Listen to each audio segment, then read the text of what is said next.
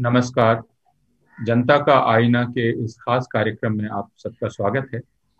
आ, आप जो जनता का आईना के नियमित दर्शक और श्रोता हैं, आप हमें नहीं जानते होंगे। मेरा नाम अपूर्वानंद है। मैं दिल्ली विश्वविद्यालय में हिंदी पढ़ाता हूं और मेरे साथ देश के मशहूर वकील, मानवाधिकार कार्यकर्ता मिहिर देसाई हैं।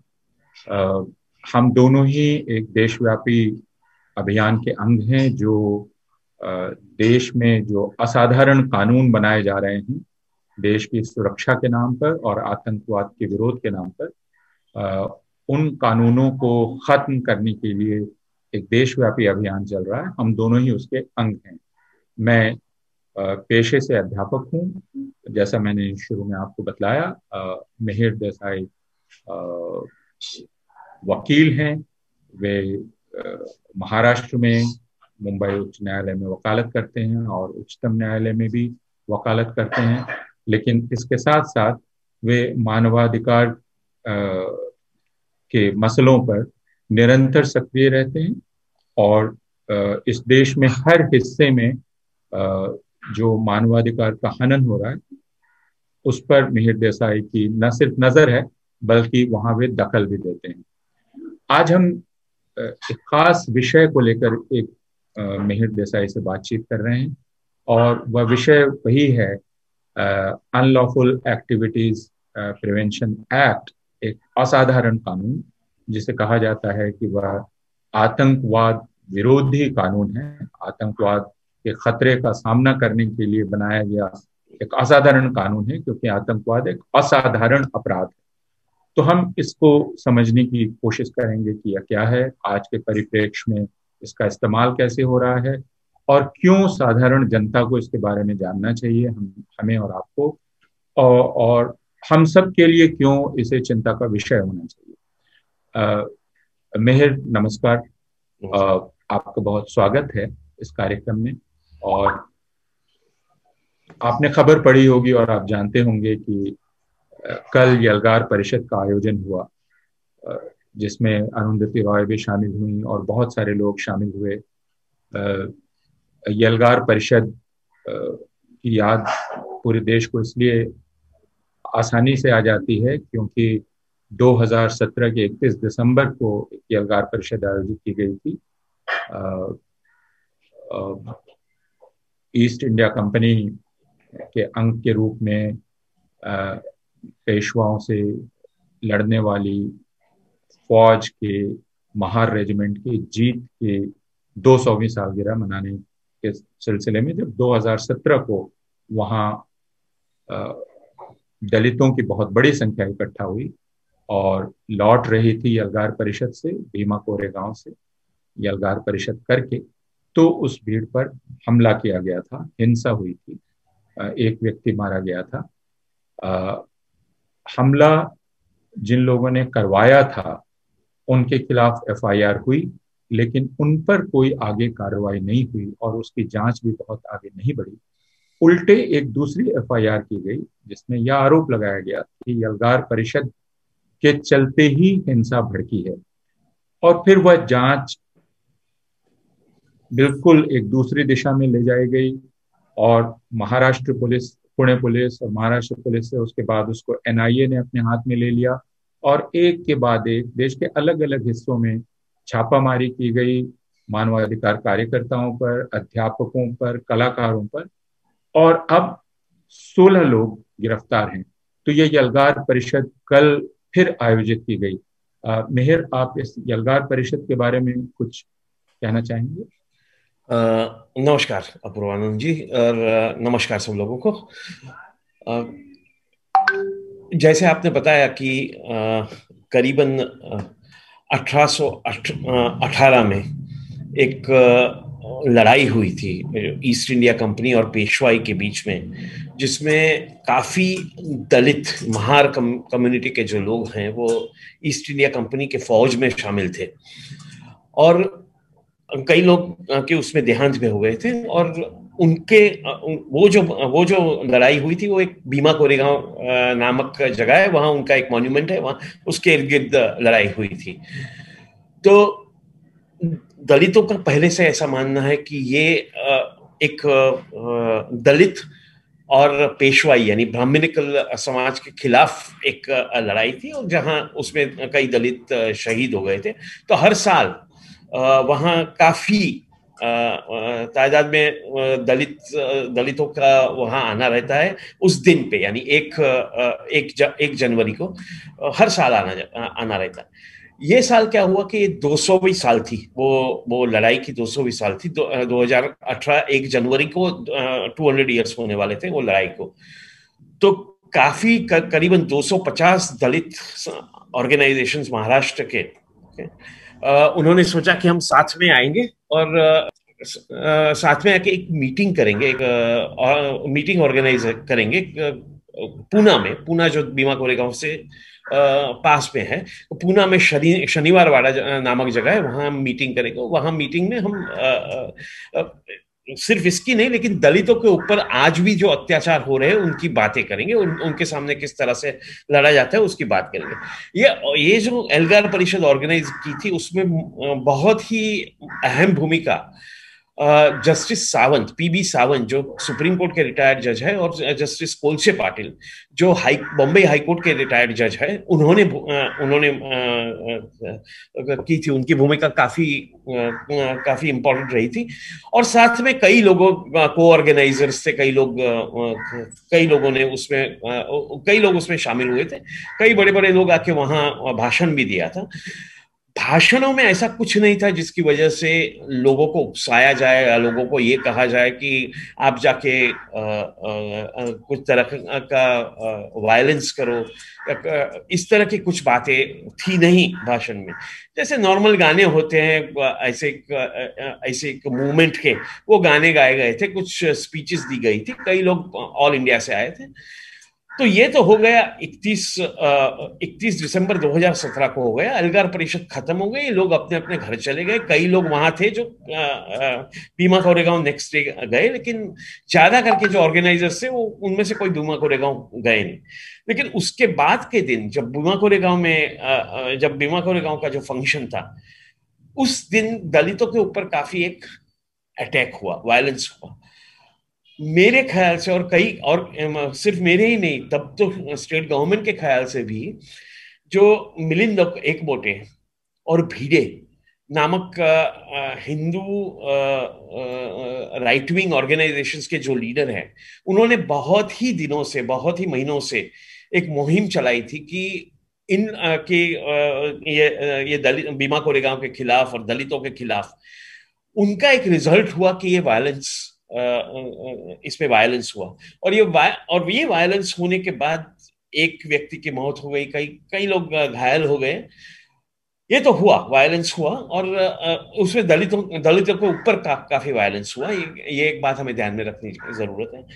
इसका फायदा लेते हुए गवर्नमेंट ने, यानी स्टेट गवर्नमेंट ने, स्टेट पुलिस ने, जो तब बीजेपी शिवसेना की गवर्नमेंट थी महाराष्ट्र में, उन्होंने काफी दो एफआईआर बेसिकली दर्ज की। एक एफआईआर भिडे और एकबोटे के नाम पे की कि भाई उन्होंने ये सब वायलेंस के लिए वो जिम्मेवार है। और दूसरी एक एफआईआर की, वो जो लोगों ने कुछ 8 लोगों ने जो स्पीचेस दिए थे एल्गार परिषद में, उनके खिलाफ की कि इनकी स्पीच, उन्होंने जो बोला था एल्गार परिषद में, उसकी वजह से वायलेंस हुआ।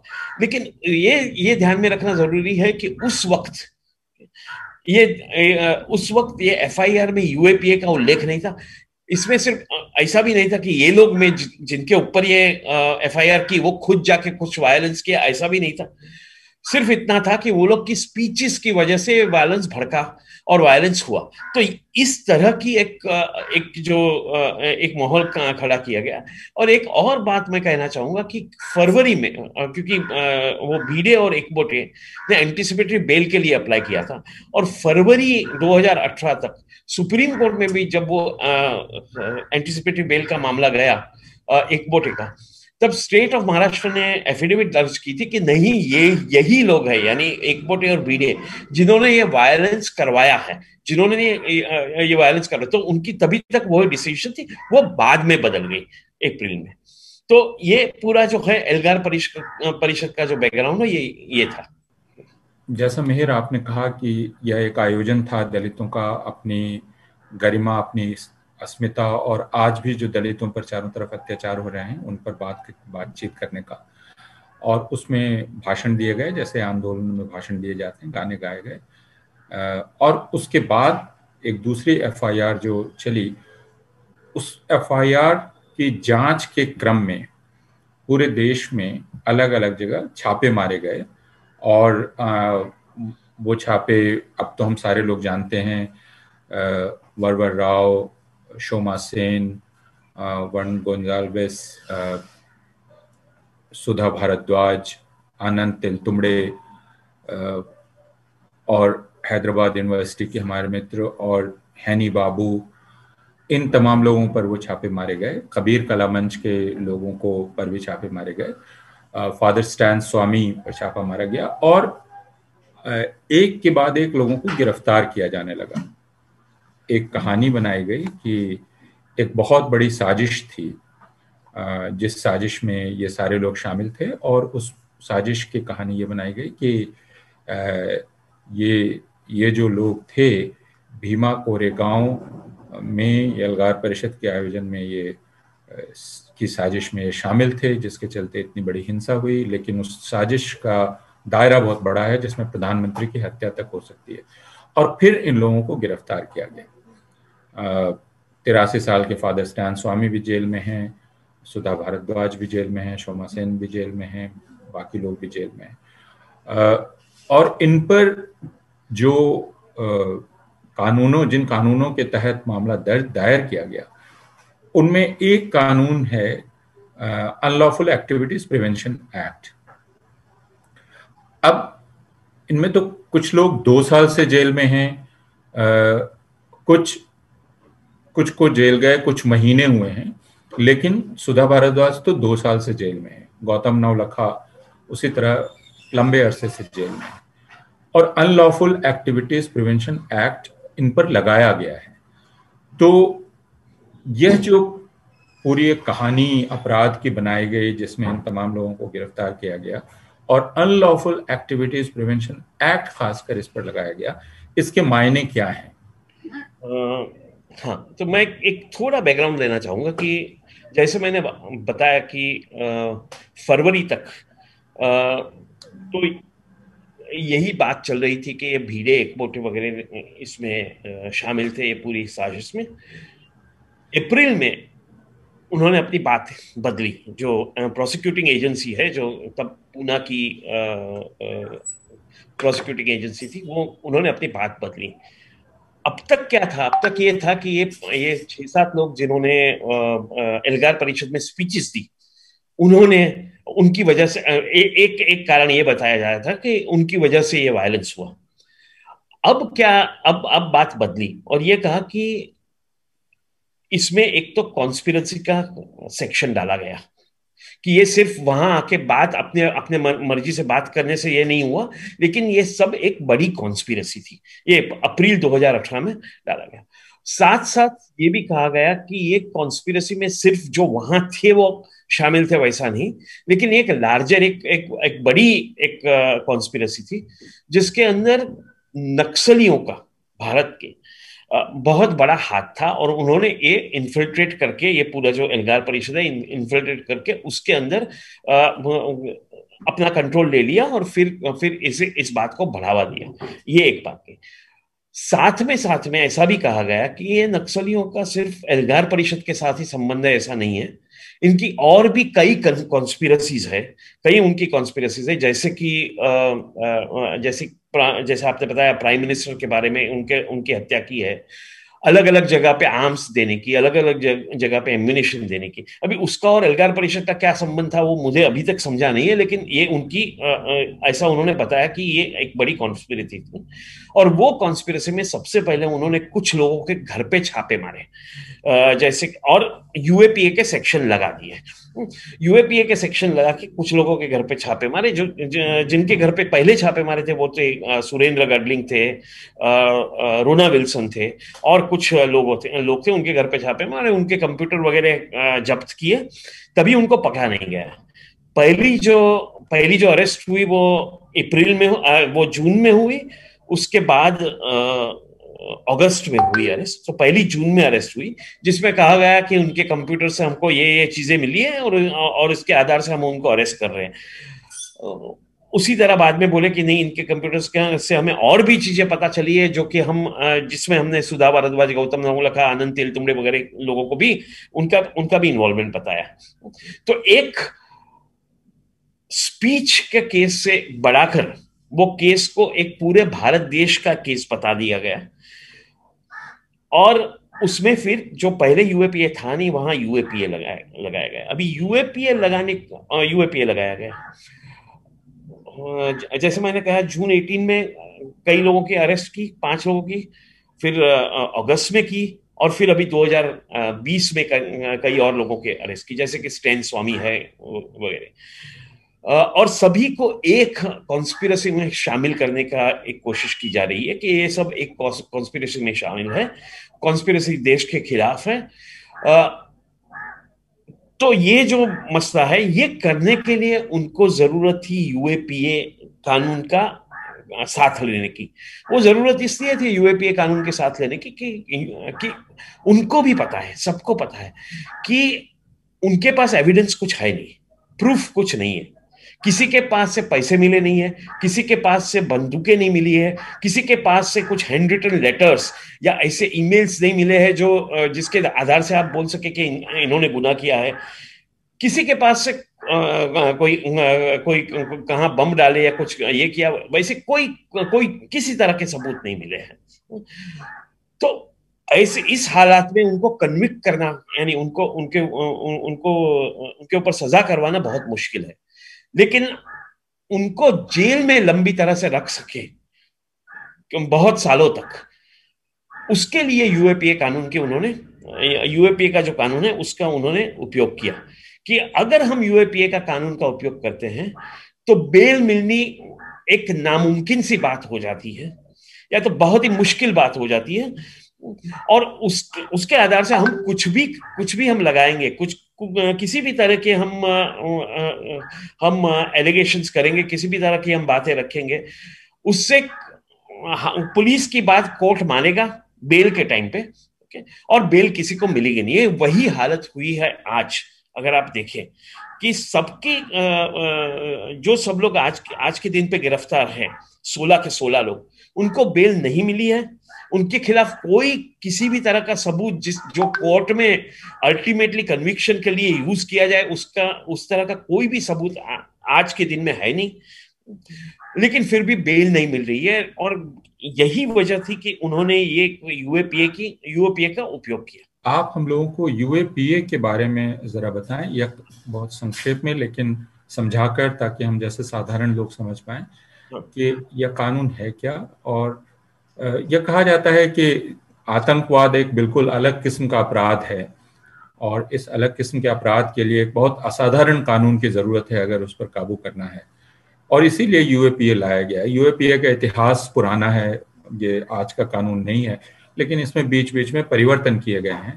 और जो सबसे हाल का परिवर्तन है, और उसके बाद हम बाद में बात करेंगे कि सर्वोच्च न्यायालय का जो फैसला है एक इसके बारे में, उसके चलते यूएपीए क्यों बहुत ही खतरनाक कानून हो गया है। और वह इसलिए भी कि अभी जैसे एक तो भीमा कोरेगांव मामले में यूएपीए का इस्तेमाल किया गया, और आपने कहा कि ये मुकदमा चलेगा नहीं, ये सारे लोग जेल में रहेंगे और इनको जमानत नहीं मिल पाएगी क्योंकि यूएपीए में ये असंभव है।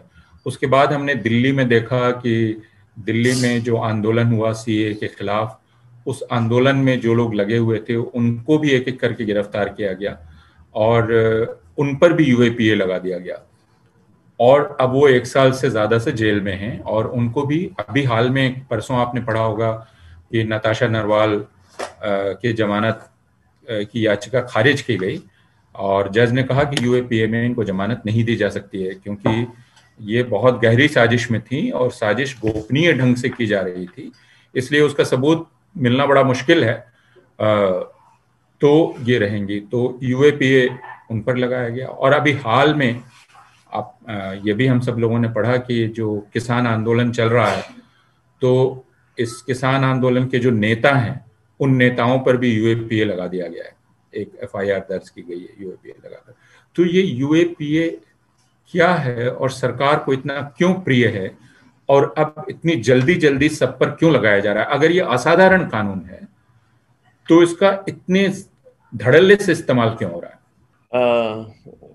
जैसे आपने नताशा नरवाल के जजमेंट की बात की, उसमें आपका भी नाम आया है।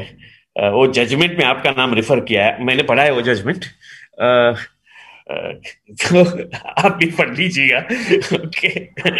तो वो एक बात है, लेकिन वो एक अलग बात है।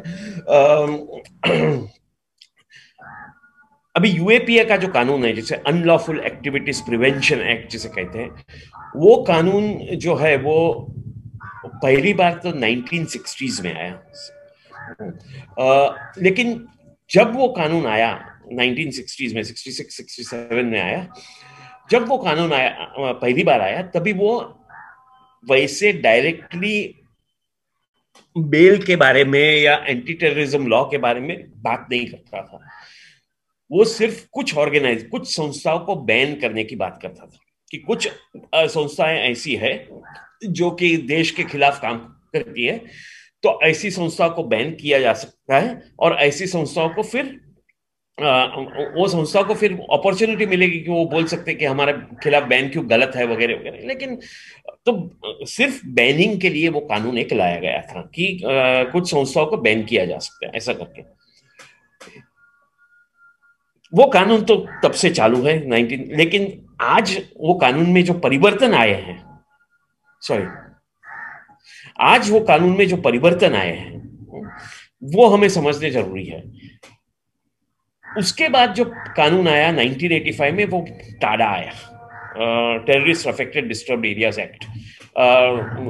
टाडा कानून जो आया, जिसके बारे में हम सबको पता है, लेकिन वो टाडा कानून में भी यही लिखा गया था कि बेसिकली उनका ये कहना था कि अभी टेररिज्म, खास करके तब पंजाब में जो मूवमेंट हुई थी उसके रिस्पॉन्स में आया एक टाडा कानून, कि तभी यही बात हुई थी कि टेररिज्म को टैकल करने के लिए हमें एक स्पेशल कानून की जरूरत है। टेररिज्म और आज की सिचुएशन है, यानी तब बताया गया था कि आज की जो सिचुएशन है वो एक इमरजेंट सिचुएशन है, एक ऐसी परिस्थिति है जो एक अभी के लिए है, एक लॉन्ग टर्म परिस्थिति नहीं है, अभी के लिए है। तो हम एक ऐसा कानून लाते हैं जो 2 साल तक चलेगा, और वो 2 साल तक कानून चलेगा टाडा, जिसके अंदर हम लोगों को हम कुछ टेररिस्ट ऑर्गेनाइजेशन के साथ जो संबंधित होंगे ऐसे लोग को पकड़ सकते हैं, और उनको फिर उनके ऊपर कार्रवाई की जा सकती है। तो वो टाडा लाया 1985 में। इसमें 2-3 मुख्य चीजें थी जिससे प्रॉब्लम हो गए, यानी पूरा कानून ही प्रॉब्लमेटिक है, लेकिन 2-3 ऐसी चीजें थी जिससे प्रॉब्लम हो गए। पहली बात तो ये थी कि उसमें जो बेल के जो प्रोविजंस थे, बेल मिलना बहुत ही मुश्किल हो गया, क्योंकि नॉर्मली क्या होता है कि हम अगर बेल के लिए, हम जामीन के लिए जब अर्ज करते हैं, तब कहते हैं कि ये व्यक्ति जो है वो भागने वाला नहीं है, ये व्यक्ति कुछ एविडेंस के साथ इंटरफियर नहीं करेगा वगैरह वगैरह, और इसकी वजह से आप जामीन दे दो। लेकिन टाडा में ऐसा लिखा गया था कि बेल के लिए जज को ऐसा बोलना पड़ेगा कि ये व्यक्ति ऐसा लगता नहीं है कि इसने गुनाह किया है, ऐसा कहना पड़ेगा। तो वो बेल के समय पे कोई भी जज को कहना मुश्किल हो जाता था कि इसने गुनाह नहीं किया है, वो कहना बहुत मुश्किल है कि नहीं किया, क्योंकि आप पॉजिटिव एक फाइंडिंग देती, तो लोगों को बेल नहीं मिलती थी। एक ये बात होती थी। दूसरी बात ये होती थी कि टाडा के अंतर्गत जो बर्डन ऑफ प्रूफ था, यानी नॉर्मली क्या होता है कि प्रिजम्पशन ऑफ इनोसेंस होता है कि अगर मेरे को ऊपर आप कोई कलम लगाते हैं, तो कलम प्रूव करने का काम पुलिस का होता है, मेरा नहीं होता है कि मैं इनोसेंट हूं। लेकिन टाडा में वो बर्डन ऑफ प्रूफ चेंज किया गया, तो ऐसा हुआ। लेकिन टाडा के अंदर काफी लोगों को पकड़ा गया, लेकिन टाडा के ऊपर काफी रेजिस्टेंस भी हुआ। कई लोगों ने उसके ऊपर मूवमेंट चलाई कि ये टाडा का पूरा दुरुपयोग किया जा रहा है सिर्फ लोगों को अंदर डालने के लिए। अगर आप स्ट्राइक की तो टाडा में डाल दिया, अगर आपने एक मोर्चा निकाला तो टाडा में डाल दिया, हजारों लोगों को टाडा में डाला, और कन्विक्शन रेट बिल्कुल कम था। यानी 1% लोग को टाडा में कन्विक्ट कुछ किया गया, यानी सिर्फ उसका वो कानून का उपयोग लोगों को जेल में बहुत लंबे समय तक करने के लिए किया। हर 2 साल के बाद टाडा आता था पार्लियामेंट के पास रिवाइवल इसके लिए कि ये कानून बरोबर है कि नहीं। और फाइनली 95 में सेंट्रल गवर्नमेंट ने तय किया कि ये कानून का बहुत दुरुपयोग हो रहा है, उसको हम अब आगे नहीं बढ़ाएंगे, और 95 में वो बंद हो गया। तो तारा खत्म हो गया 95 में। उसके बाद 2001 में खास करके जब ये हुआ, जब वर्ल्ड ट्रेड सेंटर पे अटैक्स हुए यूएसए में, और उसके बाद जब यहाँ भी वो पार्लियामेंट अटैक हुए, तो तब यहाँ पोटो लाया गया, यानी प्रिवेंशन ऑफ टेररिज्म ऑर्डिनेंस लाया गया, जो एक प्रेसिडेंशियल ऑर्डिनेंस की तरह से, और बाद में पोटा एक्ट हुआ। जब पोटा एक्ट हुआ तभी भी जो अपोजिशन पार्टीज थी उसके खिलाफ थी, इसलिए लोकसभा में पास हुआ लेकिन राज्यसभा में पास नहीं हुआ। लेकिन इसलिए एक जॉइंट सेशन बुलानी पड़ी, वहां से वो पास हुआ पोटा में भी तारा की तरह ही कई ऐसे बातें थी, जैसे कि बेल मिलना बहुत मुश्किल था, लेकिन पोटा में एक उन्होंने इंप्रूवमेंट किया था कि आप 1 साल तक, पहले साल तक जब आप जेल में हैं तब तक ये जो स्ट्रॉन्ग प्रोविजंस है बेल के कि आप गुनहगार नहीं है, वैसा जज को बनाना पड़ेगा, वो बताएंगे। लेकिन 1 साल के बाद आपको नॉर्मल प्रोविजंस ऑफ बेल लागू किए जाएंगे, वैसा वैसा। लेकिन बर्डन ऑफ प्रूफ का वही प्रॉब्लम था। जो तीसरा मामला था जो टाडा में भी था कि आपका जो कन्फेशन है, अभी कानून ऐसा है, अपना इंडियन एविडेंस एक्ट ऐसा है कि आपने अगर पुलिस इंस्पेक्टर के सामने कुछ भी कन्फेस किया, कुछ भी लिख के दिया, कुछ भी बोला, उसे कोर्ट नहीं मानेगी, उसे कोर्ट नहीं मानेगी, क्योंकि माना जाता है कि पुलिस टॉर्चर करके आपसे कुछ भी लिखवा लेती है। तो वो 1860 से वो कानून में है कि आप पुलिस के पास किया गया माना नहीं जाएगा। लेकिन टाडा और पोटा में वो बदला गया कि नहीं, आप ये भी कर सकते हैं, इसको भी माना जाएगा। पुलिस का अगर सुपीरियर ऑफिसर के पास किया कन्फेशन तो वो भी माना जाएगा। तो पोटा भी इस तरह से लाया गया कि हम टेररिस्ट के खिलाफ है, लेकिन पोटा में भी कहा गया कि हम हर 3 साल के उसका रिवाइज करेंगे कि इसमें क्या है क्या नहीं, हम ये कानून बरोबर चल रहा है कि नहीं, उसको आगे चालू रखना कि नहीं, वो हम तय करेंगे। उसके बाद जब कांग्रेस की गवर्नमेंट आई 2004 में, तभी उन्होंने कहा था कि यूपीए की गवर्नमेंट आई, तभी उनका एक ये था, डिमांड था कि पोटा को रद्द किया जाए क्योंकि उसका भी बहुत दुरुपयोग हो रहा था। तो आने के बाद सितंबर में उन्होंने पोटा को तो रद्द किया, लेकिन उसी दिन यूएपीए में कुछ अमेंडमेंट्स लाए कि पोटा के कुछ प्रोविजंस है यूएपीए में लाए, जैसे कि टेररिज्म रिलेटेड क्राइम्स वगैरह जो यूएपीए में नहीं थे, वो यूएपीए में पोटा से उठा के, पोटा को निकाल दिया लेकिन पोटा से उठा के यूएपीए में लाए। Terrorism related crime, unlawful activities related crime, वो सब यूएपीए में लाए। लेकिन तब भी बेल वगैरह की जो कंडीशन थी वो इतनी स्ट्रिक्ट नहीं थी 2004 में। ये अमेंडमेंट 2008 में आया। 2008 में जब यूएपीए का अमेंडमेंट आया, उसमें लिखा गया कि जो मैंने पहले भी बात बताई कि बेल मिलना वर्चुअल नामुमकिन हो गया, क्योंकि बेल की कंडीशन बहुत ही स्ट्रिक्ट की गई। और पोटा में जो लिखा गया था कि पहले 1 साल तक स्ट्रिक्ट कंडीशन होंगी और उसके बाद कंडीशन लिबरल हो जाएगी, वो भी इसमें यूएपीए में लाया नहीं गया। यानी यूएपीए में हम वापिस टाडा के जमाने में पहुंच गए कि बेल मिलना 1 साल तो नहीं, 10 साल तक भी आपका केस चले तो बेल मिलना बहुत ही मुश्किल हो गया। तो ये एक जो बात हुई, और आप देखिए इसका इंटरप्रिटेशन किस तरह से किया जाए सर। जैसे नताशा के केस में आपने बताया, आपने जिक्र किया, उसका जो जजमेंट है उसमें क्या लिखा है? उसका जजमेंट में ऐसा लिखा है कि नताशा, अभी ये सच है कि झूठ है उसकी बात में मैं नहीं पढ़ता हूं, लेकिन नताशा ने चक्का जाम करने का एक कॉल दिया। और अगर आपने चक्का जाम करने का कॉल दिया, ये जजमेंट कहता है कि चक्का जाम करने का कॉल दिया, उसका मतलब है आप यूएपीए के अंदर आ गए।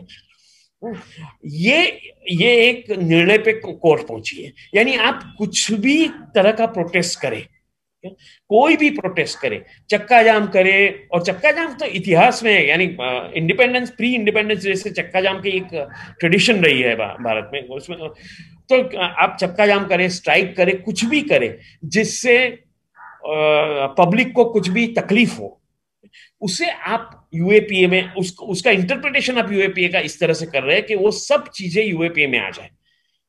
यूएपीए में आ जाए तो आपको अंदर डाल दिया जाएगा, आपको एक बार अंदर डाल दिया गया, आपको बेल नहीं मिलती है, आपके खिलाफ सबूत हो या ना हो बेल नहीं मिलती है। तो इस तरह से ये जो यूएपीए का उपयोग 2008 से खास करके किया गया, और अब तो 2014 के बाद तो बहुत ही ज्यादा, जैसे भीमा कोरेगांव में किया, जैसे आपने बताया दिल्ली में हुआ, फार्मर्स के खिलाफ भी हो रहा है।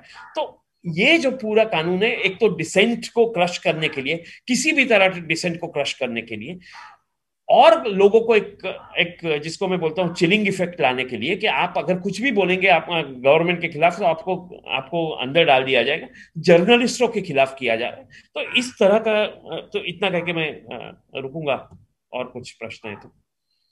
इसका अर्थ यह है कि अनलॉफुल एक्टिविटीज प्रिवेंशन एक्ट अब सरकार के हाथ में एक ऐसा हथियार हो गया है जिसका इस्तेमाल करके वह किसी भी प्रकार के जनता के असंतोष को, या अगर जनता सरकार के किसी कदम का विरोध करना चाहे उसको वो नामुमकिन बना देगी। क्योंकि अगर किसान जैसे अभी विरोध कर रहे हैं तो वह उस ये भी कह सकती है कि और उसके बाद मान लीजिए कोई हिंसा हुई, जैसे 26 जनवरी को कुछ वारदातें हुई, और उन वारदातों का फायदा उठाकर सरकार ने यह केस दायर किया, एफआईआर दर्ज की किसान नेताओं पर।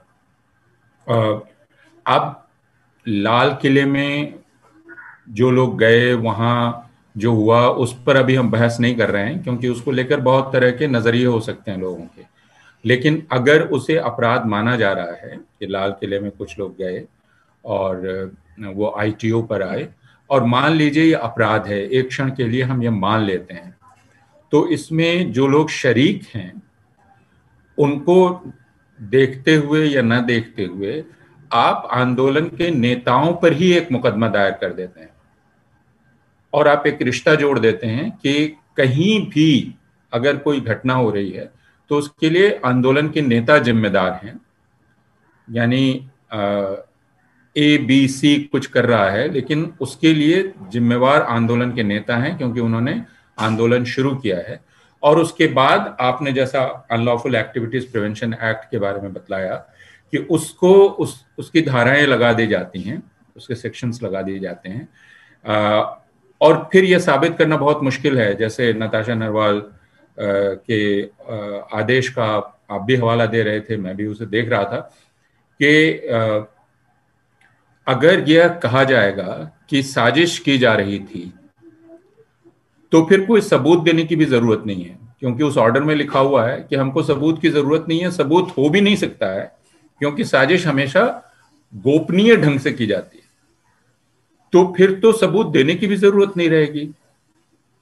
तब जो आरोपी पक्ष, आरोप लगाने वाला पक्ष है, उसी की बात हमेशा ऊपर रहेगी, और जज ये कहेगा कि भाई साजिश चूंकि गुपचुप होती है तो पुलिस बेचारी सबूत कहां से लाए। तो आपके घर में अगर एक किताब मिली माओ त्से-तुंग की, या आपके घर में अगर कार्ल मार्क्स का कुछ मिला, और या कोई भगत सिंह की किताब मिल गई, या गदर की किताब मिल गई, तो फिर ये काफी हो जाता है कि आप उसमें शामिल थे। तो इस तरह अनलॉफुल एक्टिविटीज प्रिवेंशन एक्ट, और इसके पहले हम लोगों ने अपने अभियान का जो कंसल्टेशन था उसमें देखा था कि यह आदिवासियों पर काफी इस्तेमाल किया गया है, और दूसरी जगह बहुत ज्यादा इस्तेमाल हुआ है। तो अनलॉफुल एक्टिविटीज प्रिवेंशन एक्ट को क्या रहने की जरूरत है? राज्य कहता है देश की सुरक्षा के लिए इसको रहने की जरूरत है, लेकिन अभी जो हम लोगों ने बातचीत की उसको देखते हुए लगता है कि यह तो सरकार किसी पर भी इस्तेमाल कर सकती है, अपने राजनीतिक विरोधियों पर, सामाजिक कार्यकर्ताओं पर, किसी पर। जी। जैसे जैसे आपने भी जिक्र किया कि जो कंसल्टेशन हुआ था उसमें कई राज्यों से बातें आई थी, क्योंकि हमें हमें नॉर्मली लोगों को पता होता है शायद दिल्ली में जो हुआ या भीमा कोरेगांव में जो हुआ, और वहां यूएपीए का जो उपयोग किया गया या दुरुपयोग किया गया उसका हमें पता होता है, लेकिन कई राज्यों में ये यूएपीए का इतना उपयोग किया जाता है जिसका हमें शायद आम जनता को पता भी ना हो कि वहां यूएपीए लगाया गया है, लोग अंदर जेल में बहुत सालों से पड़े हैं। तो एक बात ध्यान में आती है कि यूएपीए का बहुत ही वाइड स्प्रेड एक उपयोग किया जा रहा है, बहुत ही उसका उपयोग किया जा रहा है लोगों को जेल में डालने के लिए। लेकिन जैसे कि आपने सवाल पूछा कि यूएपीए की क्या सचमुच जरूरत है या नहीं है, तो मेरा जवाब सीधा है कि इसकी बिल्कुल जरूरत नहीं है। उसकी वजह यह है कि आप यूएपीए क्यों लाए हैं? आप ये बोलते हैं कि देश में कुछ वायलेंस हो रहा है, लोग देश के खिलाफ लड़ रहे हैं, लोग देश में कुछ टेररिज्म हो रहा है, तो उसके खिलाफ हमको यूएपीए लाना है। ये उनकी वजह है कि यूएपीए लाने की जो ऑफिशियल वजह है ये है कि हम इसलिए ला रहे हैं।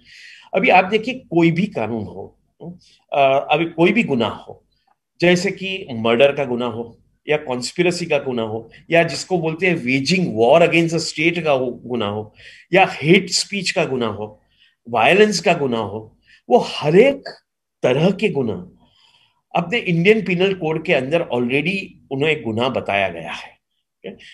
अगर आपने वेजिंग वॉर किया तो आप गुनहगार है, आपको लाइफ इम्प्रिजनमेंट हो सकती है उसके अंदर, इंडियन पिनल कोड के अंदर। आप सब सिडिशन, जिसका हम काफी लोग विरोध करते हैं, लेकिन आज के दिन पे वो गुनाह है इंडियन पिनल कोड के अंदर। रायटिंग गुनाह है, अनलॉफुल असेंबली गुनाह है, हेट स्पीच गुनाह है, मर्डर ऑफ कोर्स गुनाह है। तो ये जो चीजें, बॉम्ब लगाना गुनाह है, आप आम से किसी के ऊपर आम से किसी के ऊपर अटैक करें वो गुनाह है। तो ये सब चीजें जिन्हें बता, कॉन्स्पिरसी तो बड़ा बड़ा गुनाह है। तो ये सब चीजें जो यूएपीए के अंदर वो बोलते हैं कि हमको यूएपीए की जरूरत है, बिल्कुल उसकी जरूरत नहीं है। ऑर्डिनरी लॉ एंड ऑर्डर के अंदर ये सब जो चीजें वो बोलते हैं कि हमें कंट्रोल करना है, वो कंट्रोल की जा सकती है। सिर्फ एक चीज नहीं की जा सकती ordinary law and Indian penal code के अंदर, वो है लोगों को बिना बेल के 10-15 साल तक अंदर रखना। वो चीज नहीं की जा सकती है। दूसरी चीज नहीं की जा सकती है इंडियन पिनल कोड के अंदर, कि आपका जो बर्डन ऑफ प्रूफ है, जो शिफ्ट होना है, वो नहीं कर सकते आप इंडियन पिनल कोड के अंदर। और तीसरी चीज जो जो कन्फेशन का जो सवाल है, जो अभी यूएपीए में अभी शामिल नहीं है लेकिन कभी भी आ सकता है, कन्फेशन का सवाल है, वो नहीं आ सकता है। तो ये जो, और ये तीनों चीजों को लोगों के ऊपर किसी भी तरह से उनको जेल में बहुत लंबे तरह से लंबे समय तक, अरसे तक रखने के लिए सिर्फ की जा सके, ये जो तीन चीजें हैं, उससे कन्विक्शन बढ़ा है ऐसा कुछ नहीं हुआ है। उससे सिर्फ इतना ही हुआ है कि जो लोग हमें नापसंद है उनको हम जेल में बहुत लंबे समय तक रख सकते हैं, और जो लोग हमें नापसंद है और जेल में नहीं है उनके ऊपर एक ऐसा माहौल बना सकते हैं कि वो लोग हमारे खिलाफ बोलना बंद करें या हमारे खिलाफ लिखना बंद करें। तो यूएपीए की सिर्फ यही एक वजह है जिससे यूएपीए आज के दिन में लगाया गया है। और मेरे ख्याल से जो लॉ एंड ऑर्डर सिचुएशन को कंट्रोल करने की बात है, वहां तक हमारा इंडियन पिनल कोड है वो इनफ है, सफिशिएंट है, जो भी लॉ टेररिज्म को डील करने के लिए या हेट स्पीच को डील करने के लिए या waging war against the state जिसकी बात है वो डील करने के लिए। तो यूएपीए की बिल्कुल जरूरत नहीं है। जो पहले बोला गया था, जैसे एक ही बात मैं बताना चाहूंगा, जो टाडा और पोटा के टाइम बोला गया था कि यह इमरजेंट सिचुएशन के लिए है, इसलिए हर 2 साल या 3 साल पे हम रिव्यू करेंगे, वो बात भी रिव्यू यूएपीए में नहीं है। यूएपीए एक परमानेंट कानून बन गया है जो पार्लियामेंट के पास वापस वापस रखने की जरूरत भी नहीं है, जो टाडा और पोटा में थी। तो ये एक परमानेंट कानून बन गया है, जैसे कि आफ्सपा जैसा या जो दूसरे कानून है कुछ और कई राज्यों में भी ऐसे कानून लाए गए हैं। तो मेरे ख्याल से ये जो एक यूएपीए है उसको डाइल्यूट करने से कोई फायदा नहीं होगा, उसको पूरी तरह से निकालना चाहिए। अगर हम सिविल लिबर्टीज, अगर हम डेमोक्रेटिक राइट्स की बात करते हैं, तो इन्हें उनके कुछ सेक्शन निकालने से या कुछ कुछ चीजें निकालने से कुछ फर्क नहीं पड़ेगा। पूरा का पूरा कानून को डस्टबिन में डाल देना चाहिए। मेरा ऐसा मानना है। जी, आपकी इस आखिरी बात के साथ कि यह कानून दरअसल जनतंत्र को ही असंभव कर देगा, बल्कि जनतंत्र को नष्ट कर देगा, और इसके लिए किसी संविधान को स्थगित करने, रद्द करने की जरूरत भी नहीं पड़ेगी। इसके सहारे सारे जनतांत्रिक अधिकार हमारे समाप्त हो सकते हैं, और सरकार का विरोध करना असंभव हो जाएगा जब तक यह कानून रहेगा। जैसा हम देख रहे हैं, भीमा कोरेगांव, फिर दिल्ली में सीएए आंदोलन, और अब किसान आंदोलन, और इस वजह से इस कानून का पूरी तरह खत्म होना बहुत जरूरी है। बहुत बहुत शुक्रिया मिहिर देसाई, और हम उम्मीद करते हैं, मिहिर और हम, आप सारे दर्शकों से, कि आप इस बातचीत को ध्यान से सुन रहे होंगे और सुना होगा, और आप समझ पाएंगे कि क्यों unlawful activities prevention act, UAPA, सारे नागरिकों के ही विरुद्ध है। यह सिर्फ कुछ सामाजिक कार्यकर्ताओं के विरुद्ध नहीं है, ये सबके हित में है कि यह कानून खत्म हो, ताकि भारतीय जनतंत्र जीवित रहे। बहुत बहुत शुक्रिया। Thank you.